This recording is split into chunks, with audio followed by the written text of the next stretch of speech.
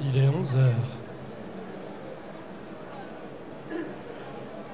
On va pouvoir commencer. Eh bien, merci à vous d'être venu assister à cette petite masterclass. Ça va durer 20 minutes. Ça va être un petit peu technique, mais pas trop. Et puis, je vais essayer de vous donner des choses que vous pourrez appliquer dans votre boulot de tous les jours par la suite. Vous me direz ce que vous en pensez. Aujourd'hui, on va parler du problème, le flow. On en parle souvent. La moitié des gens ici se considèrent connaisseurs du flow. C'est l'absorption totale d'une personne par son occupation. C'est quand on fait quelque chose, qu'on est tellement concentré, qu'on est tellement intéressé par ce qu'on fait qu'on n'entend pas que quelqu'un nous parle et voilà, on est ultra concentré.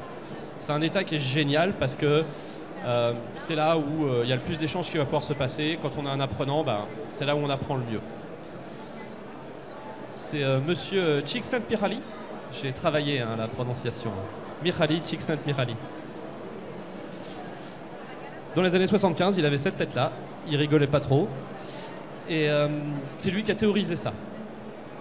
Aujourd'hui, on va parler de comment favoriser l'atteinte de cet état. Parce qu'en fait, le flow, c'est super. A priori, tout le monde connaît. Mais comment on fait ? Comment on fait pour mettre nos apprenants en état de flow ? Ça, c'est quelque chose finalement dont on parle beaucoup moins souvent. On parle des bénéfices du flow, mais pas comment l'atteindre. Je me permets rapidement, qui je suis pour vous parler de ces choses-là. Donc j'ai fait mon premier serious game en 2002. Le mot n'existait pas encore. 5 ans après, le mot est apparu. C'est là où l'entreprise que je dirige aujourd'hui s'est rendu compte qu'on faisait déjà ça depuis un petit moment. J'ai commencé un doctorat en sciences de l'éducation et donc j'ai fondé l'entreprise Succubus en 2002. On a le stand juste à côté, on a un petit peu compressé entre Rise et Cornerstone, juste en face de l'entrée. On a réalisé plus de 190 jeux en fait. On a gagné 18 trophées sur la qualité de nos jeux, où la base c'est l'engagement. Alors pas forcément le flow, l'engagement. On va voir la distinction. Je mets mon email sur tous les slides. N'hésitez pas. Contactez-moi, envoyez-moi un petit email. Je suis là pour ça, j'aime bien parler.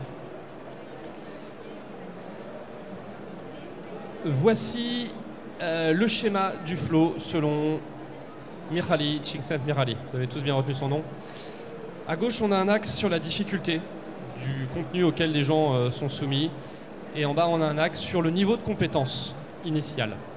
Et si jamais on est trop compétent par rapport à un niveau de difficulté trop facile, on s'ennuie. Et si à l'inverse, on n'est pas assez compétent par rapport à un niveau de difficulté trop haut, il y a du stress. Au milieu, cette jolie zone que j'ai rebrandée avec nos couleurs pour m'approprier un petit peu mieux ce que d'autres personnes ont fait, eh bien, c'est la zone de flow. Et dans cette zone, on a cette possibilité d'être vraiment complètement absorbé et que tout se passe au mieux. Alors, je me suis permis de modifier un petit peu son schéma et je me suis permis d'ajouter ce que nous, on appelle l'échelle de l'engagement. Je vais vous parler de ça, je vais vous parler en particulier du 3e stade impliqué parce que c'est celui-ci qui permet vraiment d'avoir l'état de flow. Intéressé, captivé, impliqué. C'est très très logique en fait.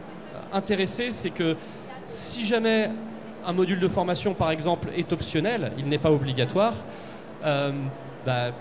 s'il ne paraît pas intéressant, vous n'allez juste même pas essayer. Donc intéressé, ça veut dire permettre à la personne de venir pour les 30 premières secondes et puis de regarder. Donc ça veut dire que je vais en parler juste après.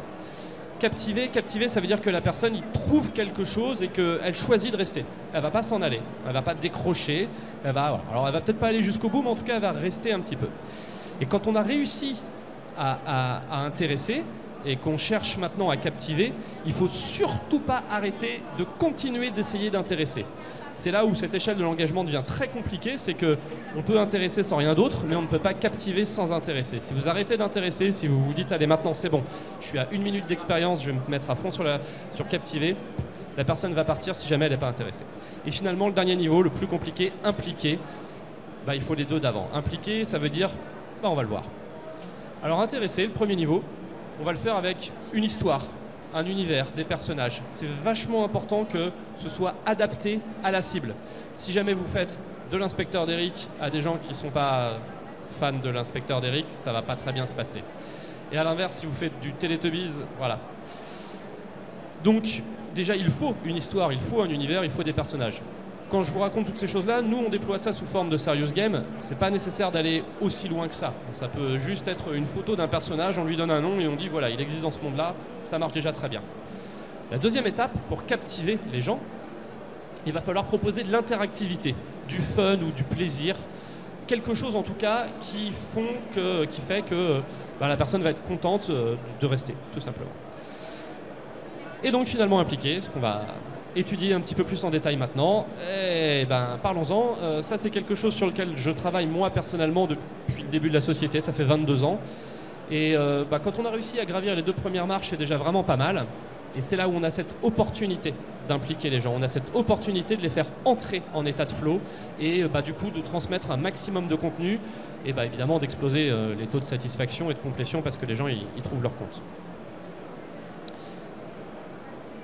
Implication des apprenants. C'est pas très compliqué en fait. Il y a 3 choses minimum à faire. On peut en faire plein d'autres, mais il y a vraiment ces 3 choses-là qui sont les étapes minimales pour que ça puisse fonctionner. La première, c'est d'objectiver. Je vais rentrer un petit peu plus en détail pour voir ce que c'est. Vous avez compris, c'est de donner un objectif. La deuxième, c'est d'adapter la difficulté. On l'a vu sur le schéma tout à l'heure. La difficulté, c'est très important. Il y a le niveau de compétence initiale, il y a la difficulté, il faut que ça matche. Et 3, donner de la liberté. Voilà. On va parler encore un petit peu plus de ça. Alors pour le premier, objectiver. Tac. Donner un objectif, c'est donner un sens. Pareil, il n'y a pas besoin de faire quelque chose de très très compliqué finalement. Vous voyez, dans un exemple sur un de nos jeux, objectif, consulter le planning. Voilà. Donc il va devoir chercher, il va devoir trouver, on va voir après, on revient qu'il y a un intérêt à cet objectif. Mais tout simplement, on lui dit maintenant il faut faire quelque chose. Si ce qu'on lui demande de faire, c'est d'écouter une vidéo et puis à la fin de répondre à un questionnaire, évidemment, il y a beaucoup moins de sens. La deuxième chose à faire, la deuxième chose que donner un objectif va permettre d'atteindre, c'est une gratification. Pareil, nous on va donner des points, on va faire gagner un niveau, on va aller assez loin dans le jeu, on a pas mal d'opportunités. Dans un e-learning plus traditionnel, ne serait-ce que de dire bravo, vous avez réussi à atteindre cet objectif, on va maintenant pouvoir passer à la suite, c'est déjà quelque chose qui n'est à peu près jamais fait et qui est pourtant déjà vraiment très très bien. Et finalement, un objectif devrait pouvoir ne pas être atteint, ou en tout cas sembler ne pas pouvoir l'être. C'est-à-dire que, alors, idéalement, on peut l'échouer, un peu moins idéalement, on peut l'atteindre que partiellement, et encore moins idéalement, mais c'est déjà bien, on va donner un score. On va dire, bon, l'objectif, tout le monde l'atteint, vous avez réussi à l'atteindre en faisant 200 points, ou je sais pas, en 25 secondes, ou en ne faisant que 3 clics, quelque chose comme ça.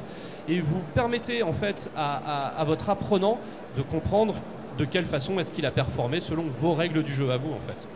Et là, rien qu'avec ça, vous avez fait un jeu. Et pourtant, il y a très très peu de différence avec les solutions techniques qui sont proposées par tous les modules de création de formation. Deuxième devient un petit peu plus compliqué. Adapter la difficulté.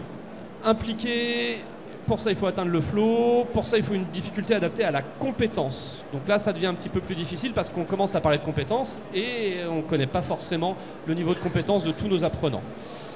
La solution que nous on choisit de faire, c'est de faire un assessment en début de parcours qui va nous permettre de savoir quel est le niveau grossier de la personne.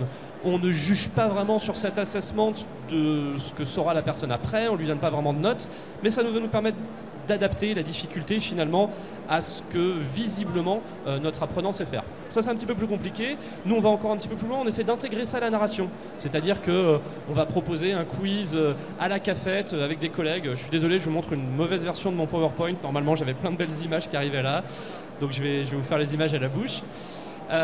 Mais voilà, on voit des personnages qui se parlent et il y a une lumière qui vient en haut et puis on donne 2 jokers. Voilà, c'est un truc très bête, très simple à faire, mais finalement qui est intégré à la narration, qui va aller encore plus loin dans garder l'intérêt. Parce que vous vous rappelez, là on est rendu dans impliqué, mais il faut garder l'intérêt, il faut garder la captivation.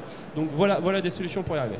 Donc un petit assessment et puis voilà, c'est là où on commence à rentrer dans le dur. Il faut un branchement dynamique. En fonction du niveau de compétence de la personne, on ne va pas lui soumettre les mêmes contenus. Ça veut dire que vos contenus doivent exister pour différents niveaux de compétences. Souvent, ce qu'on fait, c'est qu'on fait le plus dur et puis on simplifie.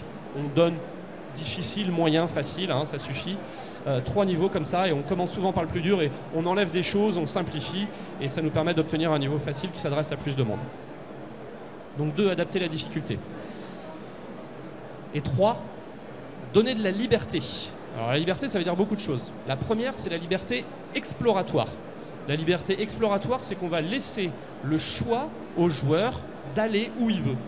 Si jamais votre module de formation, c'est chapitre 1, chapitre 2, chapitre 3, chapitre 4, il n'y a pas de liberté exploratoire.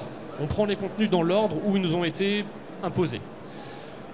Pas besoin de faire très compliqué là non plus, hein. Vous faites une petite carte des lieux parce que vous êtes dans une histoire, il y a des personnages, donc on peut se promener un petit peu à n'importe quel endroit. Et souvent, le principe, ça va être de trouver le bon endroit dans lequel il faut aller. Rien de plus que ça suffit.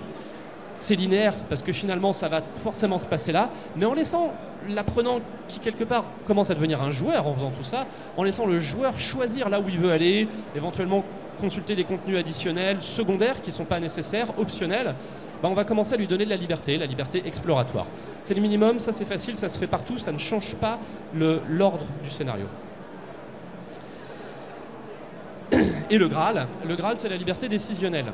C'est-à-dire que vous allez donner des choix aux joueurs et ces choix vont avoir des conséquences. Donc des conséquences, ça veut dire que la suite du scénario n'est pas la même. On peut ne pas atteindre un objectif, on peut avoir un feedback qui va être différent en fonction de ce qu'on a choisi, on peut avoir une fin du scénario général qui est différente. Il y a beaucoup de choses qui peuvent être faites. Plus vous offrez de liberté décisionnelle, plus vous avez la possibilité d'impliquer le joueur. L'apprenant, désolé, le joueur. Mais évidemment, ça demande beaucoup de temps en conception. Et c'est beaucoup plus difficile, et c'est là où vous allez atteindre des freins techniques. Et je suis allé assez vite, et finalement, on va arriver sur le slide de conclusion. Tout ce que je viens de vous dire, c'est faisable dans Storyline avec des triggers. Il n'y a pas besoin d'aller beaucoup plus loin que ça. Vous allez déjà complètement changer la donne si vous vous mettez à intégrer. Donc je vous rappelle, intéresser, captiver, impliquer. Et pour la partie impliquée, eh bien, donner un objectif, donner de la liberté. Et quel était mon numéro 2, adapter la difficulté, bien évidemment. Oh là là, c'est un des plus importants. Ça vous demande du temps en conception, très clairement. Vous attendez pas à dire c'est génial, j'ai écouté la masterclass de Laurent, j'ai des super bonnes idées, c'est parti. Oui, il y a des choses qui se font très vite, très simplement. Il y en a d'autres beaucoup plus compliquées. La partie branchement décisionnel, c'est quelque chose qui s'apprend. Vous allez devoir réinventer votre métier si vous êtes des learning managers parce que c'est quelque chose qui ne se fait pas si naturellement que ça. Des petits embranchements, des petits chemins, des petites fins différentes, oui, et généralement ça suffit. Et ça, c'est ce qu'on observe d'où. Nous, on observe sur les datas un taux de complétion qui est multiplié par 5. Je vous explique comment on le calcule. Nos taux de complétion sur des modules non obligatoires, j'entends, hein, c'est une très grosse différence, vont flirter entre 30 et 40% voilà, en moyenne. On réussit à faire beaucoup plus, et puis des fois, on fait des choses un peu trop difficiles, voilà, et on tombe en dessous. Les taux moyens, c'est entre 5 et 10% de complétion. Hein. Vous obtenez le x5, vous obtenez le x5 en faisant le grand divisé par le petit.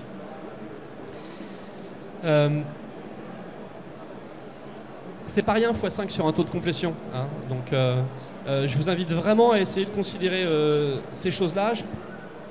Petit avis personnel, je pense qu'on en a tous besoin. On a tous besoin d'aller vers quelque chose de plus engageant. On a une nouvelle génération qui n'a pas tellement envie de se taper les parcours de formation, les nôtres ou ceux de nos parents. Voilà. Donc ces petites choses peuvent permettre d'aller un petit peu plus loin. Et je pense qu'on a un petit peu de temps pour des questions, si je ne m'abuse. Voilà, 5 minutes. Oui, je vais répéter la question à voix haute. Par rapport au budget.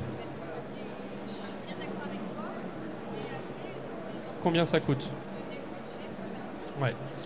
Ouais. Donc on revient très clairement sur ma conclusion. Hein. C'est il faut avoir le budget pour pouvoir le faire. Oui, il faut du temps en conception. Si on ne vous donne pas de temps en conception, vous allez faire ce que vous pouvez faire et puis vous allez fournir la qualité que vous pouvez fournir.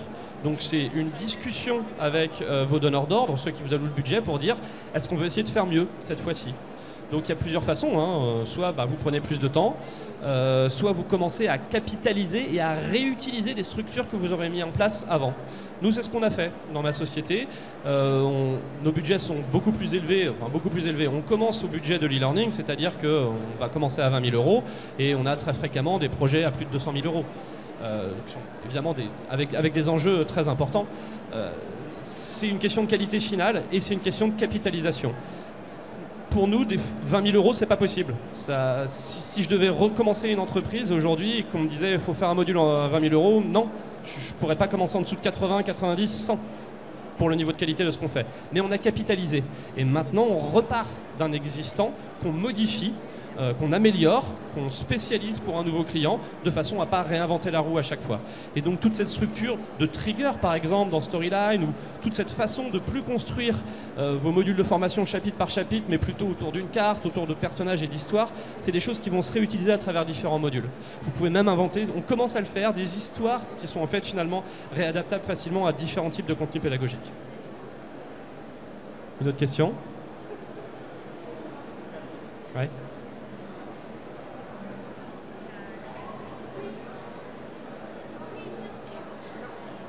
Comment est-ce qu'on peut faire pour avoir de la liberté exploratoire lorsqu'on a un parcours avec un enchaînement logique? C'est-à-dire qu'on doit obligatoirement passer par certaines étapes. Ça, c'est quelque chose que je vous proposais déjà tout à l'heure en expliquant la liberté exploratoire. C'est très fréquent. Il n'y a pas le choix, va falloir passer par là, va falloir passer par là, va falloir passer par là. Et en fait, on ne peut pas passer par l'étape 3 sans être passé par l'étape 2 parce qu'elle apporte des informations qui sont nécessaires pour pouvoir faire l'étape 3. En fait, ce que vous allez faire, c'est que vous allez ouvrir un monde où il y a différents lieux. Vous allez placer chaque étape à différents endroits. Et donc, on va devoir aller d'un endroit à un autre pour le faire. Et entre les étapes, vous n'empêchez pas d'aller aux autres endroits. Et aux autres endroits, vous allez finalement pas faire grand-chose. Vous allez avoir quelqu'un qui dit pour le moment, il n'y a rien à faire ici, mais sache que moi, je suis responsable de ces choses-là, je pourrais t'aider là-dessus, je pourrais t'aider là-dessus, etc., etc. Vous allez en profiter pour passer des contenus secondaires, optionnels, pas forcément nécessaires dans la formation. Et ça, c'est génial parce que votre apprenant est en train d'explorer, il est en train de se faire plaisir, il est impliqué. Au moment où il fait ça, il est impliqué. Vous lui permettez donc du coup d'accéder à plus de contenu pédagogique sans aucun effort supplémentaire de sa part. D'autres questions? Vous pouvez crier aussi. Je peux vous passer le micro. Même ceux qui sont loin.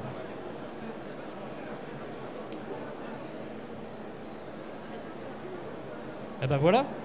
Ah, si, une question. Allez.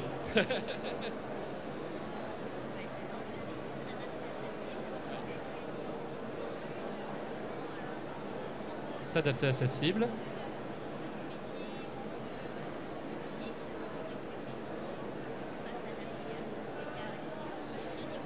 Alors attention, s'adapter à la cible, vous me parlez de s'adapter à la cible, donc c'est en gros vos apprenants, s'adapter à eux, qui ils sont, etc. Donc ça c'est la même chose que d'habitude. Vous créez un module, votre module vous l'adaptez à votre cible. C'est ce que j'expliquais même sur l'histoire en fait. L'histoire doit être adaptée à votre cible. Ça c'est vous qui la connaissez et je ne vais pas vous demander de faire des choses que vous n'avez pas l'habitude de faire. Je vais juste vous demander d'aller un peu plus loin. C'est mettez en situation, mettez un personnage adapté à la cible. Je vous disais, mettez pas l'inspecteur d'Eric ou les Teletubbies, ça s'est adapté à plus aucune cible aujourd'hui. Mais sur ce principe-là, faites-les parler comme ils parleraient dans la vraie vie. L'idée, c'est de faire une mise en situation. Donc, ça n'a rien à voir avec l'adaptation, avec la difficulté. C'est deux choses complètement différentes. Si jamais vous êtes sur un public, effectivement, qui va avoir du mal à aller au bout du parcours, vous devez réduire la difficulté, vous devez faire quelque chose de plus accessible, de plus simple, de plus facile à lire et à comprendre. Par contre, pour, on va dire, le simple aspect sociologique, là, c'est au contraire, c'est open bar. C'est même une très très belle opportunité puisque si vous avez le temps, et il y a toujours cette problématique de budget, vous vous renseignez pour savoir qui est votre cible et vous leur faites une histoire qui est parfaitement adaptée à eux. Et là, vous allez avoir des taux d'engagement qui sont fantastiques, surtout que vous allez les attraper dès le début, dès la phase d'intérêt, en fait, vous allez réussir à les attraper. C'est vraiment ça l'intérêt. Oui, monsieur. Est-ce que vous proposez des formations ou une méthodologie pour l'application des triggers? Non, pas du tout. Nous ne sommes pas une agence Storyline. On connaît plein de gens qu'on pourra vous conseiller qui sont très très bons là-dedans. Nous développons des modules sur mesure. Nous développons du serious game. Donc voilà. Et notre particularité en plus, c'est de faire du multiplayer, en synchrone ou en asynchrone. votre stand juste à côté. N'hésitez pas à nous passer si jamais ça vous intéresse. Et je vous donnerai le contact de personnes qui savent très bien faire ça pour Storyline. On me fait signe que c'est fini. Par contre, je prends les questions en direct si jamais vous voulez. Merci à tous pour votre attention. Et j'espère que ça vous a plu.